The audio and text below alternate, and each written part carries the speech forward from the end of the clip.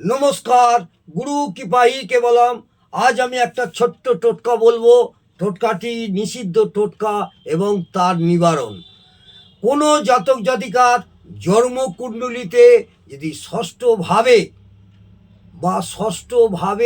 অবস্থান করে চন্দ্রগ্রহ, চন্দ্র যদি ষষ্ঠভাবে অবস্থান করে, তাহলে ওই জাতক জাতিকারা কোনো দিন দুধ দান করবেন না। কোনোরূপভাবে কাউকে দুধ দান করবেন না, এবং কুয়া এবং পুকুর খননও করবেন না। মাথায় রাখবেন, পুকুর এবং কুয়া খনন করবেন না। এইরূপ করার ফলে তার পরিবারের উপর একটা মৃত্যুতুল্য কষ্ট আসবে। যদি আপনি এগুলো করে থাকেন, দেখবেন আপনাদের পরিবারের উপরে একটা মৃত্যুতুল্য কষ্ট আসবে।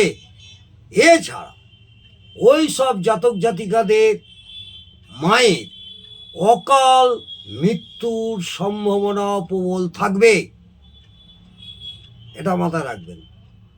আমি আমার নিজস্ব 29 বছর অভিজ্ঞতায় আমি আপনাদের বললাম, এবং আমি অনেকভাবে উপলব্ধি করেছি।